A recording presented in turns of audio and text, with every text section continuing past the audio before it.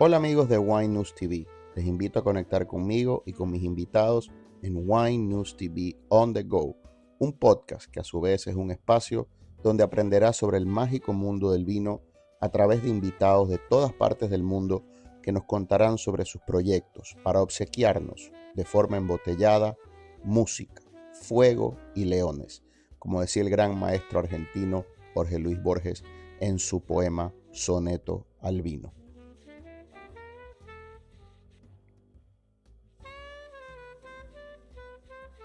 Wine News TV llega a ustedes gracias a Aerionet, nuestro aliado en velocidad y confiabilidad. Gracias a ellos, cada episodio y cada contenido que subo en las redes fluye sin interrupciones, sube rapidísimo. Si tú también quieres un internet que no te falle, llama al 787-273-4143, entra a aerionetpr.com o búscalos en redes como @aerionetpr. Vamos arriba. Hola amigos de Wine News TV, el podcast. Una vez más estamos aquí en nuestro encuentro con José Peñín, maestro, periodista, decano de la viticultura española, para charlar una vez más del mundo del vino. Y hoy vamos a hablar de Burdeos, para muchos la gran joya de la corona, junto a Borgoña y Champaña, acaso, con perdón de los españoles y los italianos, de la viticultura mundial. Queremos hacer esta charla de forma tal que la puedan interiorizar tanto personas que están empezando en el mundo del vino como consumidores más avesados. Pepe pues ha escrito, ha visitado, conoce Burdeos y para ello yo he formulado unas preguntas que hoy le voy a hacer y por supuesto nos va a enriquecer con su amplio conocimiento. Pepe, amigo, un saludo, ¿cómo estás? Estupendamente, Eduardo. Muchas gracias. Me alegra saludarte. Nos hemos demorado un poquito por culpa mía en tener esta charla, pero estuve sometido a un procedimiento médico menor, casi cosmético, pero no era por vanidad, sino por necesidad, algo dental, y ya pues salí de eso. Bueno, Pepe, te quiero preguntar, cuando alguien escucha la palabra Burdeos, ¿qué hace a esta región tan importante en la historia del vino mundial? Bueno, en general, Burdeos es un territorio muy concreto de Francia y evidentemente todos sabemos que allí se gestó, en cierto grado, los vinos de alto nivel, los vinos que de alguna manera fue el primer paso para enfocar el vino en las áreas de la calidad, cuando realmente Burdeos es simplemente un nombre, porque hablar de Burdeos como vinos de calidad me parece absurdo cuando Burdeos produce alrededor de 700 millones de litros de vino. Por tanto, ¿cuál es la fama? La fama de Burdeos solamente es la de un 3% nada más, o como mucho, que son los Grand Cru Classé, que fueron los que de alguna manera, desde el 1855, que se estableció diríamos, este organismo para destacar fundamentalmente los vinos, no por su calidad, sino por el prestigio de las propiedades que producían esos vinos. Buen chateau, unas viñas buenas, etcétera, etcétera. Y todo fue por iniciación de los corredores de comercio. Al final, siempre las calidades de los vinos siempre nacieron a través de los comerciantes, que eran los que de alguna manera seleccionaban el vino que los productores en masa producían en los campos y en las bodegas pequeñas, ¿no? Esto habla a nivel general. En el nivel concreto de Burdeos fueron, repito, los Grand Cru Classé, que tuvieron ya una historia desde 1760 y tantos, ¿no? Con el Haut-Brion, que fue precisamente el primer referente de marca de calidad de los vinos de Burdeos.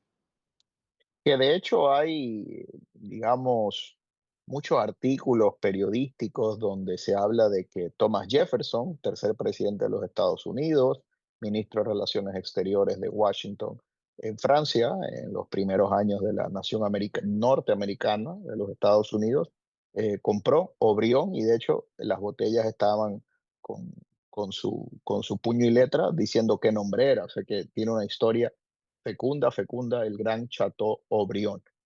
Para una Claro, persona... Ajá, al dime, final, dime. al final, verás, lo que sucede es que los anglosajones siempre han sido los verdaderos seleccionadores de la calidad. Es decir, que al final los grandes compradores de productos de calidad han sido los británicos y por extensión, pues lógicamente Thomas Jefferson precisamente fue quizá un sibarita del vino en el que ya indicaba perfectamente que el vino no había que interpretarse como una producción, como la producción de la uva y transformación en vino, sino que la calidad de quienes lo producían, ¿no? Y por eso tenía sus botellas, sus grandes botellas de los vinos, evidentemente, borgaleses. De hecho, tan marcada es la interrelación de Gran Bretaña y los vinos franceses, que de hecho la media 750 mililitros está relacionada a las 300 unidades que cabían dentro de estas barricas enormes y por eso pues se vende. Estaba viendo esto, me pareció muy curioso en las redes, una chica explicándolo, que en vez de ser medidas de a litro es de 750 por un tema que facilitaba la aritmética para los británicos, no tanto para los franceses. Me pareció muy curioso eso. Sí, Mari. los tamaños, no sé, los tamaños de los barriles estaban en relación con dos elementos. Primero, el transporte fácil. 225 litros se pueden llevar, si no a hombros, por lo menos se pueden. Además, como todo el mundo sabe, los barriles son curvos, de modo que tú puedas rodarlo y girarlo, porque se suponía que el transporte a los carros o a los medios de transporte, esa figura abombada era la que permitía, por supuesto, el manejo mucho mejor, ¿no?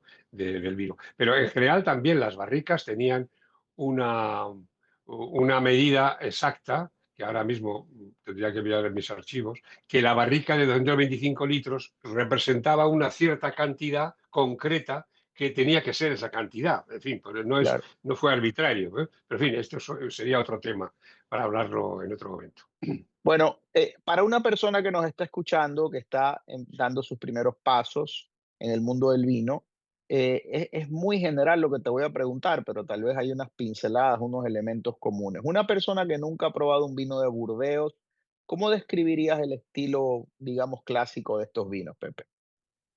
Hace 40 años era mucho más fácil describir el vino de Burdeos por diferenciación con los demás, pero el cambio climático ha permitido o ha gestado unos vinos que de alguna manera ya son muy parecidos, porque claro, ahora hablar de un vino de Burdeos clásico de 11 grados y medio, 12 como mucho, con un pH bajísimo, con unos taninos astringentes, que era quizá el esqueleto que permitía que esos vinos se guardaran mucho más tiempo, contrasta con el Burdeos de ahora, se puede ver al año siguiente y ya se va pareciendo a todos los demás.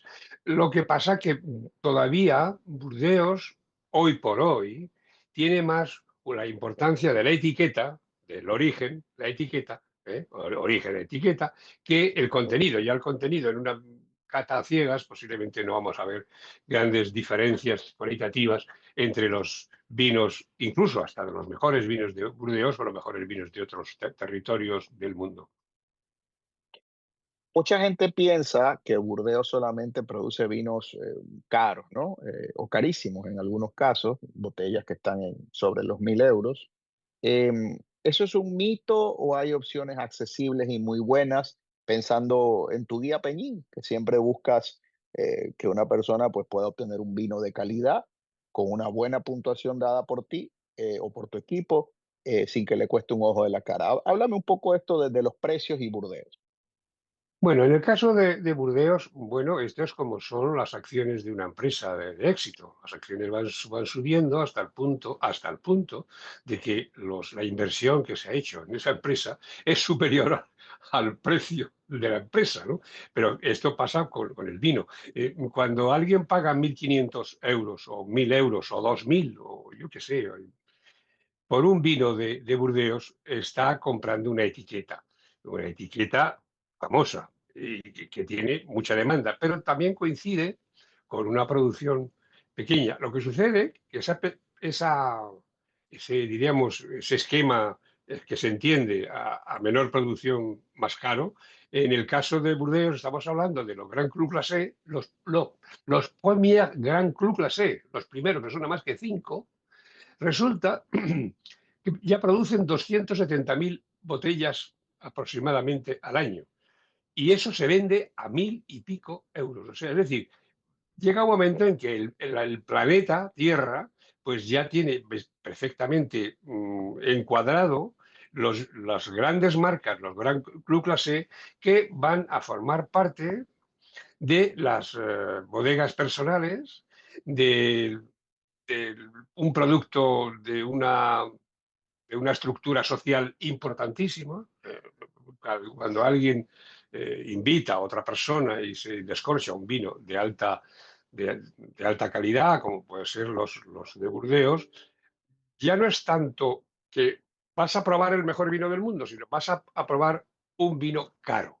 Y al final eso, en la relación social de las personas, denota un estatus, denota un poderío económico y eso socialmente tiene mucha importancia. Por eso muchas veces ya estos vinos, más que beberse, se guardan, pero se guardan no beberlo, para beberlo después, sino que se guardan porque muchas veces el problema viene cuando se descorcha, que muchos de esos vinos, estos y cualquiera de otros, pues ceden la calidad bastante.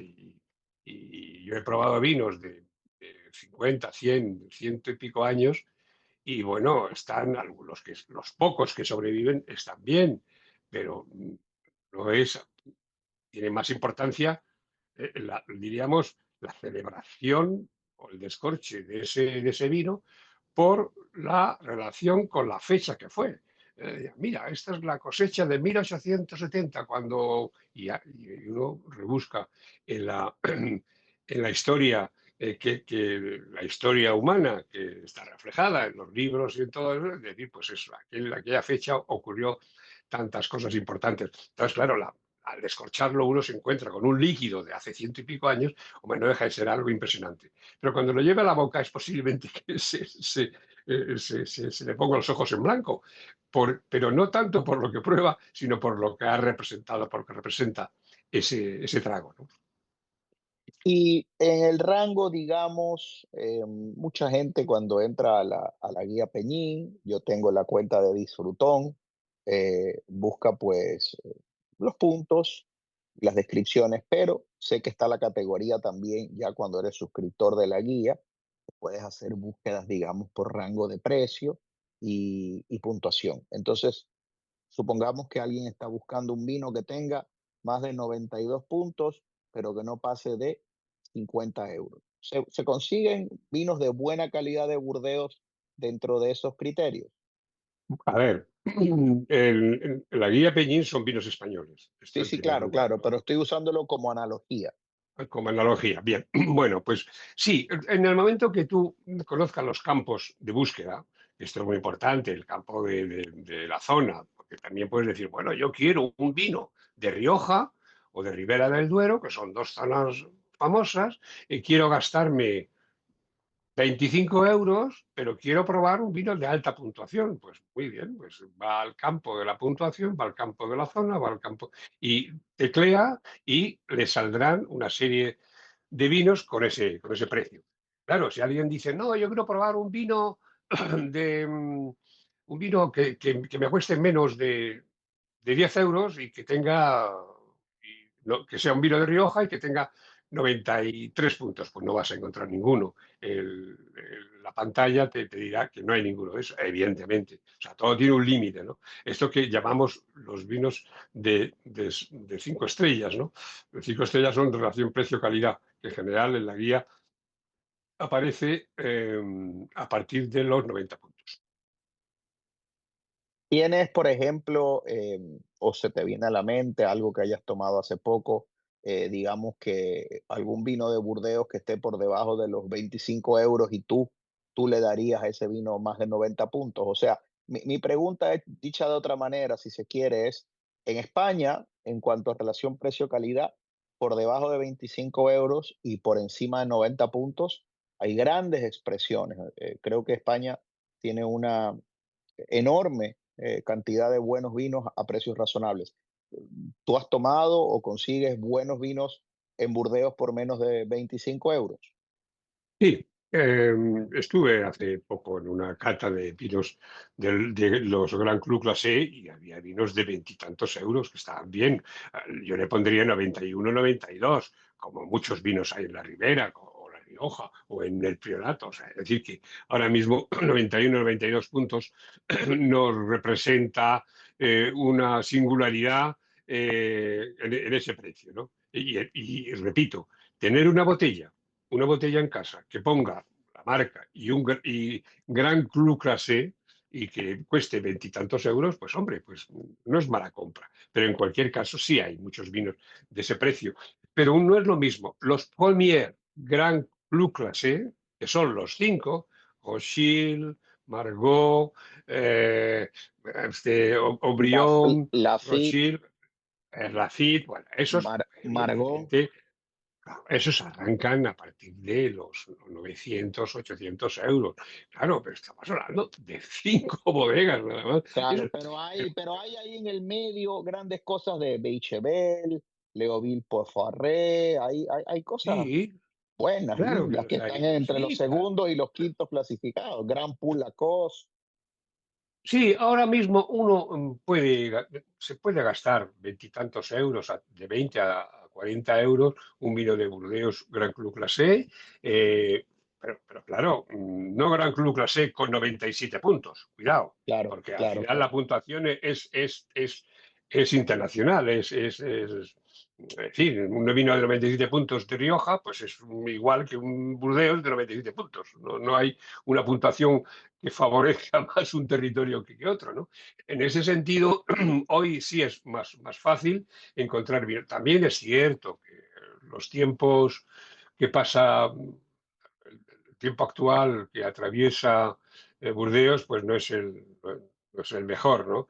Los grandes vinos se salvan sin subir de precio, que ya es algo, porque cada año sube, pero tampoco han bajado mucho, por lo tanto todavía se mantiene, pero estamos hablando de un porcentaje muy pequeño, porque estas cinco bodegas con sus vinos correspondientes representa no un 3%, representa un 0, y pico. Total, estamos hablando de otro mundo, de otras cosas.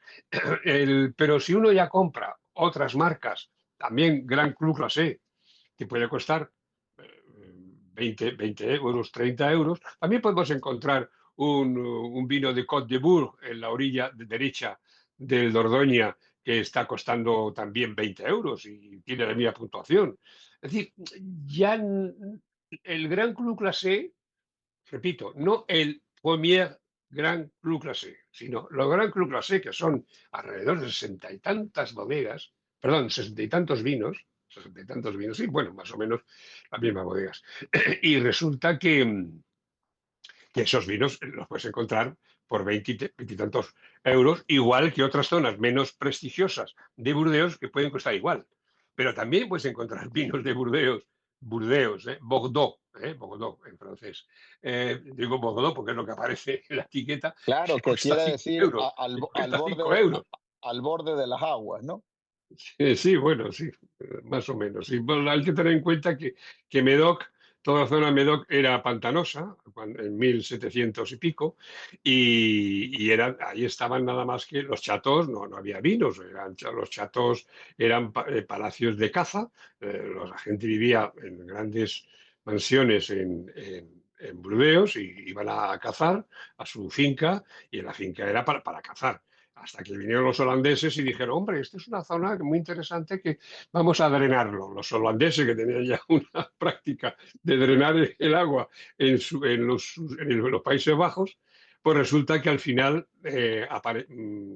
todo el cauce, o sea, toda la litoral del Dordoña, bueno, en este caso del Garona, que es la parte ancha del Garona, empezaron a aparecer unos vinos con unos viñedos con unos drenajes tremendos, claro, al lado del mar y con unas nieblas persistentes, pues lo más normal es que salían vinos de medio pelo, pero ellos, los holandeses y después ya los propios hacentistas o propietarios de esas fincas, empezaron a descubrir que debajo, sobre el fango, sobre la parte, diríamos, más tenebrosa de lo que son los terrenos pantanosos, empezó a surgir pues piedra, empezó a surgir, porque estos holandeses ayudaron en este sentido, y fíjate, al final se convierte en una zona muy interesante de vinos, como ya he dicho. Pero vuelvo a insistir, si tú me preguntaras, la pregunta del millón, me preguntaras, bueno, pero ¿eran vinos muy especiales? Pues hombre, te contestaría con bastantes pausas. Una de ellas es, A veces es especial ser el primero, ¿no? Fueron los grandes primeros vinos claro, mundiales. exacto. Entonces yo creo que ahí ha habido un marketing, lo digo entre comillas, Sí, un sí, sí. marketing y de prestigio que los propios negociantes lo hicieron, y había un público Sí. comprador importantísimo, que han sido los ingleses. Estamos hablando también de la época victoriana, donde había mucho dinero y ya tenían sus, eh, sus experiencias con el vino de Oporto, el vino de Madeira, el vino de Jerez, y por lo tanto ya eran capaces de seleccionar, o al menos reclamaban, unos vinos mejores, y que los comerciantes que estaban en el puerto de Burdeos, estos comerciantes se encargaron de ir a los chateaux, para decirles, señores, hay que hacerlo esto mejor y vamos a ver las viñas, cuiden ustedes más las viñas, que las viñas se conviertan casi en jardines, y por lo tanto, pues, y todo eso con un buen marketing, una buena comunicación, una, captar las grandes fortunas, no solamente para beberlos y conservarlos y guardarlos, sino también para invertir en ellas. Muchos inversionistas ingleses, comerciantes ingleses que se instalaron en Burdeos. Total, que al final pues la calidad era muy, muy buena. En los tiempos, por supuesto, era muy importante, era más bueno porque era el único vino del mundo que se bebía por placer. El resto del vino europeo o mediterráneo era pues vino de consumo, vino De diríamos, alimento, alimentario, ¿no? De de ingesta, alimento, ¿no? de ingesta calórica, claro. Eh, Exactamente. estamos hablando de la historia y la última pregunta de la historia, sabemos pues que pues, durante siglos, por no decir milenios, estaba muy atado el destino social, la civilización como tal, por los designios, los haceres y los deshaceres de corona e iglesia, ¿no? Em, te hago una pregunta, ¿en qué momento, si tuvieras que identificar uno, es este momento, valga la redundancia o la repetición, en que Burdeos se convierte en una referencia ya internacional más allá de Francia, que la gente empieza a decir, oye, acá en este lugar, en Francia, están haciendo unos grandes vinos? ¿Hay un momento histórico como tal cuando Burdeos se convierte en una referencia internacional? Hombre, ya se convierte en 1700 y pico con el Haut-Brion. Estamos Mm, hablando de una referencia importante, la primera referencia de las formas de elaboración, que eran diferentes.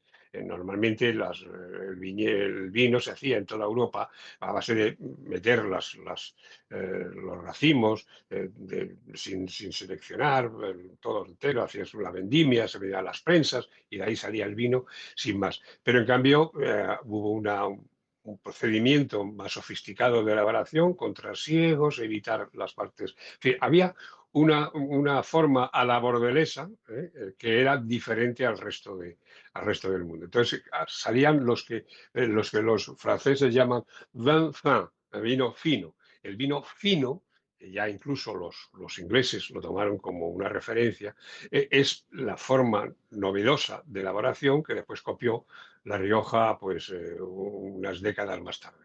Entonces quiero decir que la referencia internacional aparece primero por Inglaterra y después toda la burguesía y la aristocracia inglesa, lógicamente, tenía una mayor difusión a la hora de enfocarlo al del resto de Europa. Porque los Estados Unidos, en el caso de Jefferson, que ya incluso Jefferson es casi anterior al 1855, que fue el año clave de la creación de los Gran Club Clase. Además, pues, los Gran Club Clase se crea como coto cerrado. Es decir, si tú supones que el Gran Club Clase son los mejores, hombre, tiene que haber algunos nuevos que entren, que puedan entrar en ese diríamos, en esa peña, ¿no? de grandes bodegas. Pues no, señor, son los mismos de 1855. Si me preguntas por qué pasa eso, pues no lo sé. Debe ser algo que está anclado en una historia y no se quiere tocar, y al final se creó esa especie de prestigio internacional por ser un coto cerrado.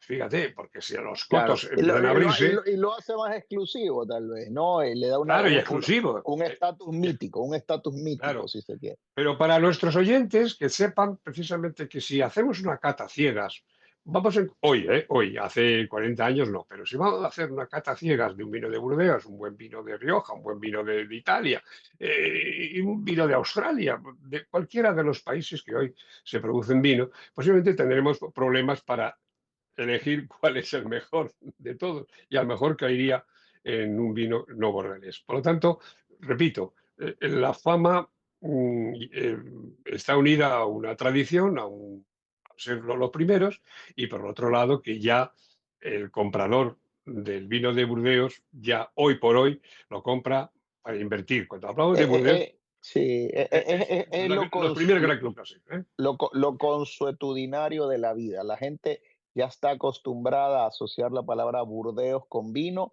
y con vino de calidad. Y bueno, por los pasados 300 años, ese marketing no lo puede comprar o no lo puede pagar muchas regiones jovencitas que están recién emergiendo. Por Vamos supuesto, pero, ahora. pero, pero también Ajá. hay vinos de 5 euros de Burdeos, ¿eh? Ojo, ¿eh? Sí, sí, sí, lo sé, lo sé. Y no, Vamos a y no hablar un son poco. mejores que los 5 euros de Italia o de España. Ujú. Vamos a hablar de las uvas, Pepe, porque, por ejemplo, la otra gran zona de vinos tranquilos de Francia, la Borgoña, pues principalmente en tinto Pinot Noir, en blanco Chardonnay. Hablemos de las mezclas, ¿no? ¿Por qué Burdeos se enfoca en estos blends, estos coupages, estos ensamblajes de varias uvas en lugar de utilizar una sola, ¿no? ¿Por qué las personas que toman un vino de Burdeos que nos están escuchando, pues, y les interesaría saber, casi siempre están tomando una mezcla, por no decir siempre, salvo rarísimas excepciones, de Cabernet Franc, Merlot, Cabernet Sauvignon, algo de Malbec, algo de Petit Verdot? ¿Por qué el blend? El blend es tradicional. O sea, siempre ha habido el blend en Burdeos, en Oporto, en Jerez, en fin, en todos siempre eran mezclas de lugar. El monovarietal es reciente, no tiene más de 35 años. Hasta entonces, hasta los 35 años, hasta entonces eran los blend. Cuando tú preguntas cuántas uvas tiene un vino de Oporto, te van a decir que treinta y tantos vinos, treinta y tantas cepas, lo cual son cepas que están perdidas en las viñas. O sea, es decir, los blend normal. Pero en el caso de Burdeos había una cuestión puramente sensorial. ¿Qué ocurría? El Cabernet Sauvignon transmitía taninos duros, taninos herbáceos. Hay que tener en cuenta que hasta el año 85 los vinos de Burdeos se vendimiaban antes, se suponía que dejar más tiempo la uva en el viñedo podía venir la lluvia, pero claro, Burdeos, el clima atlántico, llueve alrededor de 800, 900 litros al año, y lógicamente tenían miedo a retrasar para conseguir más grado. Entonces, evidentemente, el Cabernet Sauvignon daba estructura, bueno, y sigue dando estructura, taninos, esqueleto del vino. El Merlot es una uva más dulce, menos sobria, es más melosa, y era la parte frutal que se añadía a ese esqueleto del Cabernet Sauvignon, que era tanto Merlot y Cabernet Franc. El Merlot porque era la producción que era normal en, en esto, ¿cómo se llama? En Pomerol y Saint-Emilion, porque eran las zonas primeras, las zonas más romanas, las zonas romanas del vino de Burdeos fue Pomerol y Saint-Emilion. Lo que sucede es que la Merlot, como es una uva más temprana, se cultiva mejor en zonas más frías. Se supone que es más frío. La vendimia en Pomerol empieza antes, y en cambio Burdeos, los viñedos de Burdeos están a 50 metros sobre el nivel del mar, por lo tanto ahí el Merlot podía, diríamos, endulzar o diríamos, o pulir los taninos, el Merlot y el Cabernet Franc igual, ¿no? Y después había, pues, Petit Verdot, pues, todo eran simplemente para regular el paladar del trago del vino. No era tanto como fruto de la mezcla de uvas que ya estaban mezcladas en la misma viña, como era el caso de Oporto, Madeira, Jerez, Rioja, etcétera. Si tuvieras que explicarle a un principiante la diferencia entre el margen izquierdo y el margen derecho de Burdeos, ¿cómo tú explicarías de forma sencilla esto? Y ya hablaste un poco del Dordoña, de los ríos, ¿no? Háblanos de estos dos Y, márgenes. a ver, tú sabes que en el Garona llega el Dordoña. El Dordoña se junta con el Garona. Y realmente la orilla derecha no es la de Pomerol y Saint-Emilion, porque es la del Garona, perdón, la del Dordoña, que eran vinos de medio pelo, más ligeros, con menos cuerpo, menos estructura, menos seductores, ¿no? Bueno, ahora ya, pues con el cambio climático, pues ya puede haber vinos con cierta estructura, etcétera, vinos más cálidos. En el caso de la historia de Pomerol, Saint-Emilion frente a Médoc, Pomerol y Saint-Emilion es la zona del Cabernet Franc y del Merlot, que son uvas más tempranas para una zona más fría. Son vinos más melosos, pueden tener un color, aunque si empezamos ahora a hablar de las diferencias, son mucho menos acusadas, repito lo que he dicho antes, Sí, menos sí, sí, acusadas que claro. la que había antes. Tú podías probar un Pomerol y lo comparabas con un Médoc, con todos los clases del Médoc, y veías la astringencia del cuerpo, la estructura de los Médoc frente a la mayor dulzura o más suavidad, más frutal, en tal caso, producido por estas otras variedades. Esas eran la diferencia, pero repito, ahora cuando nos encontramos con un Pomerol de 14 grados, un Médoc de 14 grados, un Saint-Emilion de 14 grados, comprenderás que ya el alcohol unifica o hace menos diferente un territorio con otro. Repasando, para los que nos escuchan, está el left bank o el estuario, el margen izquierdo, donde predomina la Cabernet Sauvignon, y el right bank o el margen derecho de este río que divide a ambas zonas, donde predomina el Merlot y el Cabernet Franc. Y en el right bank o en el margen derecho están algunos vinos míticos también. Hemos hablado pues hasta ahora de Margaux, Mouton, Lafite, Aubryon, que son del margen izquierdo, pero al margen derecho hay nombres tan importantes como Cheval Blanc, Petrus, Angelus, Le Pen y tal. Le Pen, por supuesto. Bueno, Pepe, vamos entonces ahora a los cambios, ¿no? Y yo creo que ya lo tocaste, pero es bueno repasarlo. Los vinos de Burdeos, ya tú has tenido una larga carrera escribiendo, catando, visitando. ¿Cuál tú dirías en los pasados 20 a 30 años son los cambios más significativos de estos vinos? por supuesto está esto condicionado o inexorablemente vinculado al cambio climático, pero más allá de eso, los últimos 20 o 30 años en tu recorrer por el vino, cambios en los vinos de Burdeos. Sí, a ver, pues te lo voy a decir. Cuando, cuando Parker decide que la cosecha 1982 de Burdeos, de Burdeos me refiero en el sentido de Pomerol, en este caso sería el Pomerol, cuando hablaba de Petrus, ¿no?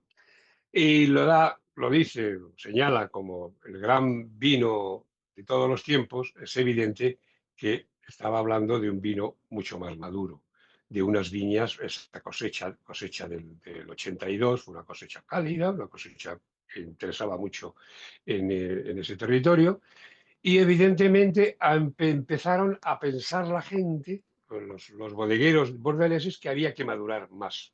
Ahí el principal causante no fue tanto Robert Parker, con su decisión de que el 82 era una añada excepcional, sino que fue Michel Roland, que trabajó en Napa, en la bodega Simi, para hacer vinos que fueran más cálidos. Y se empezó a los vinos, o sea, los bodegueros bordeleses empezaron a pensar que vendían mejor los vinos más maduros, eh, más estructura y más maduros, más alcohólicos, y lo que consiguieron es que las diferencias que tenía los Burdeos con respecto a otros orígenes, que eran vinos más sutiles, menos grado, etcétera, empezaron ya a igualarse. Tú ya probabas a partir de 1988-89, los vinos de Burdeos empiezan a escalar la escalera de la graduación alcohólica, y ya se podía encontrar ya vinos con 13 grados, que era impensable. Hace 40 cuando yo empecé en el mundo del vino, era impensable un Burdeos de 13 grados, y no digamos ya de 14. Y ahí es cuando hubo el primer cambio, el gran cambio del vino bordelés. Y de alguna manera también la parte negativa es que a raíz de madurarse más la uva, se acercaba a los vinos mediterráneos de chilenos, australianos, españoles, etcétera. Vinos, lógicamente, mediterráneos, donde el grado alcohólico tiene una presencia más importante. Ahí es cuando esa diferencia sensorial curiosa, cuando aparecían las notas de pimiento verde, que algunos lo ven como un defecto, pero hay muchos defectos que son virtudes cuando están integradas en un sabor. Él decía Peinot, Émile Peinot, decía, el gran pope de la enología bordelesa, en vida, por supuesto, decía que siempre un poquito de piracina, o sea, de pimiento verde en el vino de Burdeos está bien, porque le da un carácter diferencial. Con la maduración, eso ya se acabó, y ya los vinos van siendo más iguales. Pero la cotización sigue siendo la misma, porque ya, como te decía al principio, ya no se cotiza la diferencia, se cotiza la etiqueta. Así es, tienes toda la razón. Tengo un par de preguntas y luego quiero que nos cuentes, ya lo mencionaste hace un ratito, que estuviste hace poco en una cata de vinos de Burdeos, algunos apuntes de eso. Em, ¿Cómo aprender de Burdeos sin sentirse intimidado por el peso de la historia? Es como para muchos tal vez leer un libro de un autor reciente, joven, digamos, del siglo pasado, pues es una empresa menos intimidante que leer a Quevedo o a Góngora o a Cervantes. Para alguien que nos está escuchando y quiere adentrarse en los vinos de Burdeos, digamos, está él o ella acostumbrado a tomar mucho Rioja, mucho Ribera, mucho vino de California. Algunos consejos que tengas para alguno de nuestros oyentes que quiera adentrarse en Burdeos sin sentirse intimidado por el peso del nombre, ¿no? Bueno, en primer lugar, el peso de Burdeos. Te mandé hace unos minutos, te mandé un artículo sobre las sombras de Burdeos. Bordeaux ya no significa, no es un sinónimo de vender, ¿eh? Hoy los compradores son más expertos, son más conocedores, incluso algunos ya lo rechazan porque entienden que el Burdeos es un nombre del pasado, por llamarlo así, pero en cambio, claro, los grandes comerciantes, los grandes subastadores, pues lógicamente están a la caza de las grandes marcas. Yo en la cata que estaba yo probando la semana pasada, pues hombre, yo destaqué fundamentalmente algunos de los vinos que sin ser Premier Grand Cru Classé, porque los Premier Grand Cru Classé no estuvieron, evidentemente, en esta cata, porque esto ya son habas contadas, ¿no? Y a mí me gustó mucho el Chateau Pichon Bagon, que está muy bien, Muy bien, sí. el Chateau Limbache, que es muy interesante, porque lógicamente son marcas que, siendo Gran Cru Classé, cuesta un poquitín más caro, pero todos son perfectamente comprables, ¿eh? 20 euros, 40 euros, 50. Y, y bueno, después ya hay otras marcas que puede ser, pues, Chateau d'Issan, a mí me gustó mucho, y el Chateau Giscourt, que son todas las marcas, diríamos, que más suenan, Fue sin ser vino del los... año en Wine Spectator. Chateau Giscourt fue el mejor vino del año de la última publicación de Wine Spectator, que hacen su lista del top 100, fue Chateau Giscourt. Sí, bueno, pero Chateau Discours ganó en ese momento porque eran los vinos que la revista cata cada año. Claro, la revista, si catara todos los vinos del mundo, tendría una mayor significación. A mí Claro. no me vale que una bodega, perdón, una revista que puede catar, yo sé, 5.000 marcas al año, sea capaz de decir que es el mejor vino del mundo, ¿no? Ujú, Como algunos, sí. en fin, son los vinos que la revista cata durante todo un año y los que han tenido más puntuación. Pero el próximo año, Chateau d'Issan o Wiscourt, pues a lo mejor tiene una puntuación menor. No, esto en los rankings yo me fío muy poco. Lo Ujú, único que me fío es que quien vaya a comprar un vino de Burdeos, no Burdeos o cualquier otra zona, a partir de un cierto precio, a partir de 10 euros, pues se va a encontrar siempre con vinos aceptables, fenomenales, que te puedan acompañar una comida. Otra cosa es que el snob, el hombre, el catador de turno, eh, eh, se vaya para arriba diciendo, como experto, que es mejor este vino que este otro, cuando son matices que solamente los grandes entendidos perciben. Pero a mí no me interesa que los grandes entendidos digan que este es mejor que este otro. A mí lo que me interesa es que el gran público eh, disfrute con el vino. Y hoy por hoy se puede disfrutar con muchísimas más marcas de la que el público cree, ¿no? Ya sabes que no hay vino malo, los hay mejores, pero malo ya. Hoy un vino malo sería casi una originalidad Una rareza, periodística, como hace años una rareza. el vino Un, excepcional era la rareza, hoy el vino malo es la exacto. rareza. Ya no lo hay, efectivamente. Impresionante, impresionante todo lo que nos has enseñado, Pepe. Muchísimas gracias. Yo creo que hemos cubierto algunos temas y podemos, pues, en una próxima edición hablar de otra región de Francia o algún otro tema que nos quieran sugerir nuestros espectadores, en este caso los quienes nos escuchan por el podcast. Pepe, muchísimas gracias por tu tiempo, por tu sabiduría, por dedicarnos un ratito para conversar del mundo del vino y ya con el favor de la buena salud y del buen Dios, vernos muy pronto otra vez en este espacio. Encantado de hablar contigo y que me hagas las preguntas. Me gustaría resumir más las respuestas, pero es que me lleno de emoción cada vez que tengo que rebuscar en la historia y en los hábitos de consumo del vino, que son también la sociología del vino, es un tema que me apasiona. Y muchas veces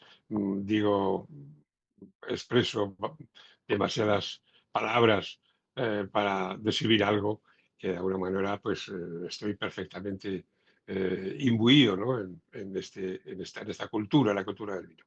No puede ser de otra manera, estás cargado de experiencia. La madre de Jorge Luis Borges, que vivió hasta los 99 años, de ese gran escritor argentino, cuando cumplió ¿Eh? 95, doña Leonor, el hijo, el gran escritor, le dice, mamá, hoy cumples 95 años. Y ella dice con vergüenza, uy, se me fue la mano. pero bueno, de eso se trata a veces la vida, mi querido Pepe, y es bueno Sin duda. tener toda esta sabiduría aquí para compartirla contigo, que perdurará, pervivirá en los medios digitales y en el futuro alguien podrá escuchar al gran Pepe Peñín con el hablantín de Eduardo Arosemena, quizás de aquí a 100 años, hablando en el día de hoy sobre Burdeos. Te envío un gran abrazo, amigo, y ya vamos poniendo tema pronto para un nuevo episodio de Mano a Mano con Peñín. Voy a enlazar para quienes escuchen este episodio el artículo que Pepe nos comparte, me compartió a mí, de la guía Peñín sobre Burdeos, donde hay un tema interesantísimo que es el Bordeaux bashing, ¿no? Que es un poco, digamos, antagonizar con Burdeos por la percepción de que es un vino de la burguesía, de las clases elite. Está muy interesante el artículo, así que recuerden leerlo y suscribirse también a la guía Peñín. Hay una opción que es libre de costo, que da muchísimo valor, por lo que en este caso usted no paga nada, y también una opción más avanzada ya con un pago. Gracias, amigo, que sigas muy bien, que pases una linda noche. Muchas gracias, Eduardo. Hasta la próxima.